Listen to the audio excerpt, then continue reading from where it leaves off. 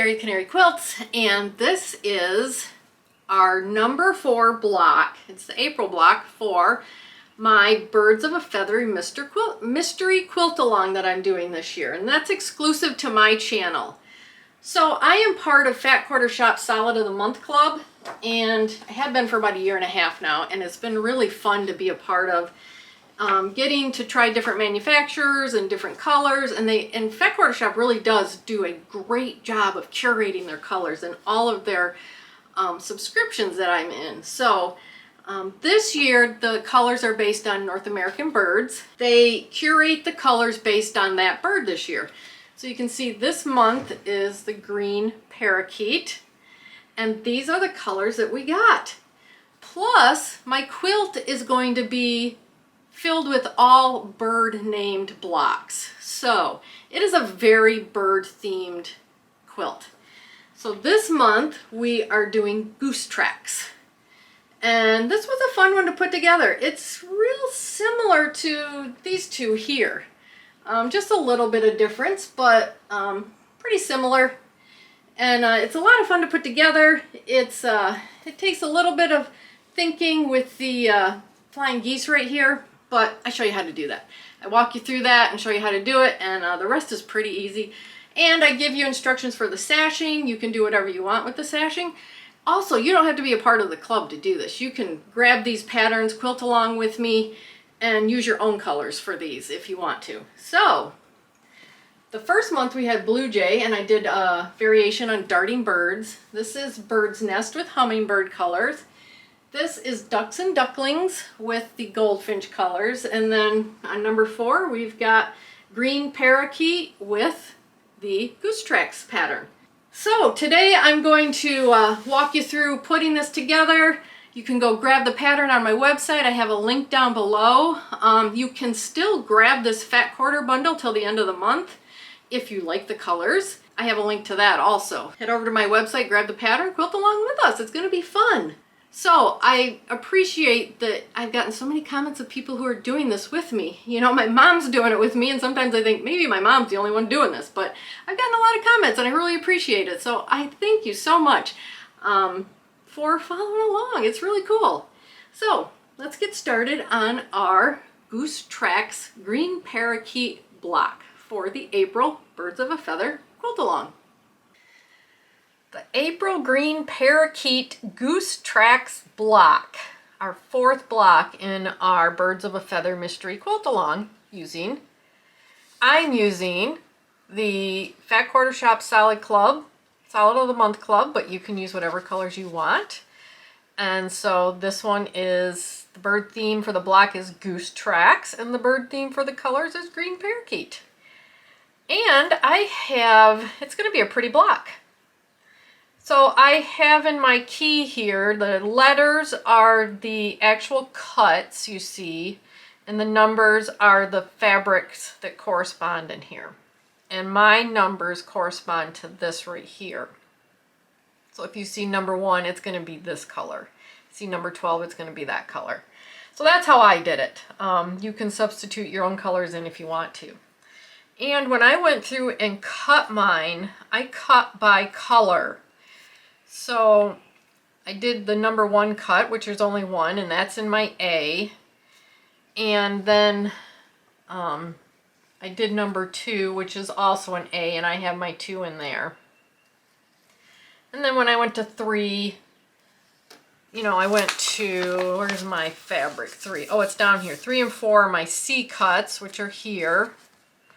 So I've used these alphabetties to label my A, or my letters, and then also my numbers. So I've got my 7. So 7 has 2 cuts, which is B and E. It's hard to see.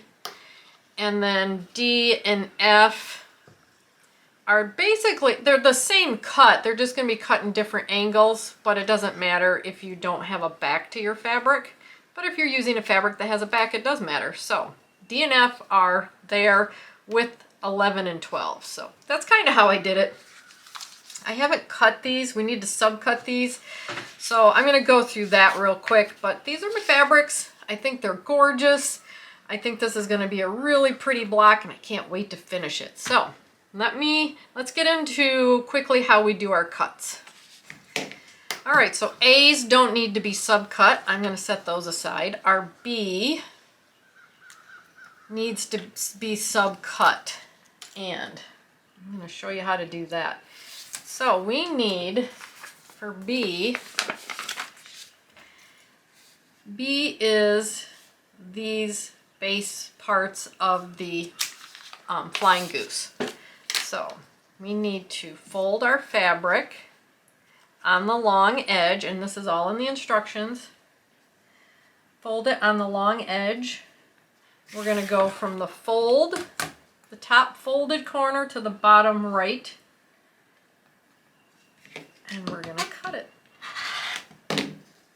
And you can save these pieces or get rid of them. So we will end up with 8 of these triangles in the end. So that's how we do our B cut. So the next subcut is D, and I'm going to do F at the same time. So D has 2 of these colors, and F has 2 of the same colors. So D is going to be cut on a diagonal, and it's going to be the top left to the bottom right, and it really only makes a difference, like I said, if you have a fabric that has a back on it. But I'm just going to show you how it works in case you do. So we're going to go from top left to bottom right, and we're going to end up with 4 of these triangles. And that's the one color, and then the other color is going to be the same. Pretty easy.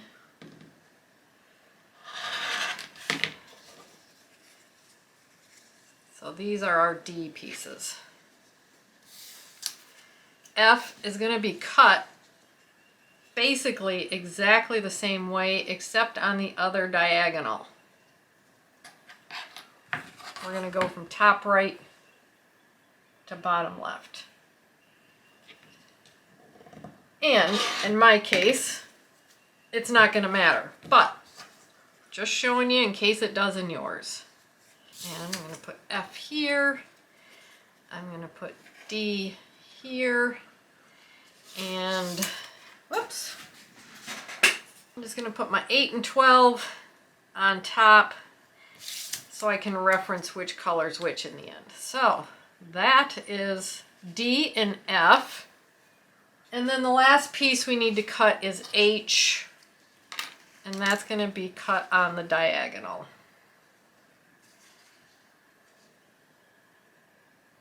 And it doesn't matter which diagonal, just need to cut it on the diagonal, so we end up with 8 triangles. Just like that. So I'm going to get all these cut out, and we're going to start with putting our flying geese together. I've got my B7s cut into triangles here, and we're going to be making our flying geese. So we need to have our D and our Fs, which were these that I cut on the diagonal, and we're going to start by making 2 piles of our B7s. And then we're going to take our 4 F8s, which is the color, and 4 D8s, which is the color. And we need to make these 2 different types of, and I don't mean types, I mean different colorway of our flying goose. So this one, this light green is going to be on the right, and this one, the light green is going to be on the left. So all right, I put one together to show you what it's going to look like. I want to let you know something very important. Since I don't have backs, this is how I'm doing it. I'm pulling it over. This is the position it needs to be in, and I'm marking the center of each with a crease.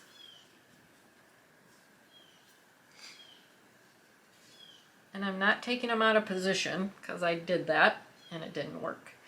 So this is how it needs to go together. I've got my creases. Now I'm going to flip this over because those are my right sides, and I'm going to match those creases up. And that's how I'm going to sew it. Now I'm using a scant 1/4 inch. I use scant 1/4 inch a lot of times on my bias edges because it really does help it out. So that's what I'm doing here. And then the same thing over here. Pull them down so you still have right sides up toward you. Find your center, keeping right sides up. All right, so once you have your creases made, you want to flip this right sides over because it's hard to tell the right sides. At least on mine it is. And match those creases up. We're going to sew these. Like I said, I'm using a scant 1/4 inch on bias edges, and we're going to sew these and we're going to iron towards the corner. So I'm going to get these two F's and D's put on to my B, and then we'll come back and we'll put the other ones on. And those are a little easier. We know where to put those. All right, here's the 4 F and D's finished. The most important thing about doing these first is you need to have your 8s or the same color on opposite sides of 4 of these. So that's what they're going to look like. So that's the most important part of this. Now you can just line the other color up here, which is my 12 color, and put it on the other side. And I'm just going to do exactly the same thing where I crease the center of both of these, put it together, right sides together, sew it, iron it towards the corner. So I'm going to get these finished up and show you what they look like.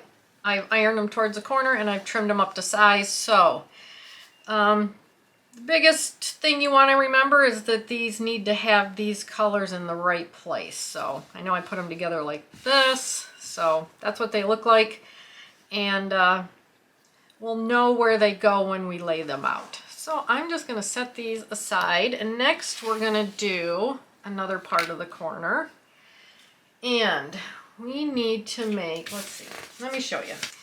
We just made these units right here. Now we're going to make this unit here and then add the big triangle to it. So we need our G5s and our H11s, and we're going to have 4 of these. And so I need 4 here, and it's going to go like that, and 4 down here, which is going to go like that. So this is pretty easy to put together. I'm going to start on the top here. We're always going to iron towards the H piece, which is the triangle. And I'm going to put them right sides together, and I'm going to line up the right angles here in the square and in the triangle. And I'm going to clip the side I need to sew, so we don't sew the wrong side. So that's pretty easy. And then I am going to, like I said, iron towards the H piece, and then we can add the bottom piece on. All right, here's our first H put on to our G, and iron towards the H. I'm going to put the bottom one on just like that. Flip it up, and we're going to line up that right triangle again, or right corner, and clip the side you want to sew. So important sometimes to clip that side you're going to sew, because I have done it where I've gone over to my machine and I have sewn the wrong side. So again, iron towards that H piece, and then we'll add our E7, which I forgot to cut. Yep, I forgot to cut that. So there's my corner, and I have pressed it towards my H pieces, and I'm just going to trim these tails off.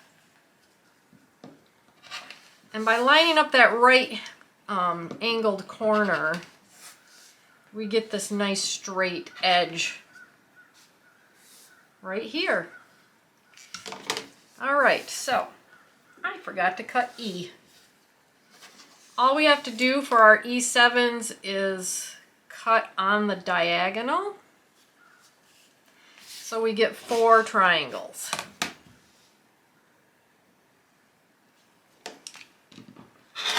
There we go. And these are going to get lined up here, just like that. So go ahead and line up corner to corner. we're gonna sew these on and we're gonna iron towards that E, the big triangle piece. And then this part of the corner will be done and we can start putting our rows together. Yes, we will have a 4 patch that we need to put together. All right, there's my E piece added on and I've ironed towards the E, and all we need to do is trim it up now. And I use my 45-degree line on my ruler and I line it up with that seam. And then I just kind of, if it needs to be trimmed up, I can cut it off from there. So that's how we trim these up. So I'm going to get these trimmed up and then we'll put together our little 4-patch corner. All right, now we can put together our 4-patch corner. And the way we want to do that is we want to take our unit we just put together and we're going to put the square up in the left-hand corner. We're going to take our flying geese and we want to have it so that it's pointing towards this square with the lighter color on this side. And then we're going to take these 4, put them over here, point them towards the square so these 2 light colors are near each other. And then we've just got these 4 different colored squares here, and it does not matter which one they go on. So I'm just going to lay the 4 over here, and that way in the end we'll have the our corner units with 4 different color squares here. So we want to put these together by rows, and I'm going to take this bottom row, I'm going to flip my flying goose over, and I want to line up this point with this seam. And I'm going to clip that, and we're going to iron towards the bigger square. And then up here we're just going to match the seams on the side, and we're going to iron towards the square patch in the corner. That way we'll get opposite seams here and we can nest them. So that's how we're putting our 4-patch together. All right, there's my pieces, my rows put together. And also, don't forget to pull your A10 out of your A's here. These are mostly like green and beiges. This is a gold. This is going to be the center of our block. So pull your A10 out first, which I didn't do. Now we just want to put our rows together. We can nest the seams we just made and make sure our point lines up with our seam there, and it does. And then we're going to sew this and we're going to iron it towards the top row. All right, here's my corners, and I've ironed towards the top row here. So now we can pretty much finish putting this block out. It really doesn't matter which corner these go into. I think I had them like this in the pattern, but they're going to go in this corner, and then this is where we take our C's and our remaining A, and that A is going to go in the center. And then our 2 C colors, which is 3 and 4, are going to go, the same colors are going to go like basically in the same row, like this row and this row. So now we've got a 9-patch. So we're going to put this together in rows, and we're going to iron towards these large pieces here. So then we'll have opposite seams going on. Pretty simple from this point on. Basically putting together these flying geese was probably the hardest part, to make sure we got these on the right sides. But yeah, just line up your edges, sew them together, iron towards the C pieces, the long ones, and we'll have rows that'll nest. All right, I've got my rows together, ironed towards these long pieces. Now we just put our rows together. Make sure when you put this back that your patches here are in the corners. So now we can just put these together, nest those seams we just made, and get it sewn together. We have completed our Goose Tracks green parakeet block for April. Woohoo! There we go. There is our April green parakeet Goose Tracks block. That turned out really pretty, and it looks a whole lot like what I designed too with the colors. So I did pretty good picking out those colors. Not too hard to put together at all. Just these, like I said, these flying geese, which aren't, like flying geese are like 2x4 and these aren't. They're a little more elongated. So that's about the biggest, or the hardest thing in this block. But other than that, it's not too hard. A lot of fun to put together. I really enjoyed it. Let me know if you're doing this. I know I've gotten some comments from quite a few people who are doing these blocks, and you can color your colors in here if you're not using the Fat Quarter Shop Solid of the Month Club.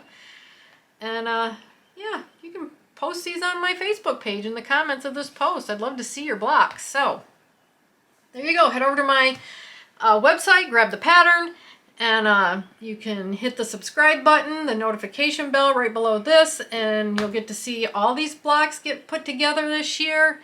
And you know, I'd really appreciate it if you liked this video. It really does help the channel out. So I had fun making the block, I had fun making the video, and I'll see you in the next one. Bye!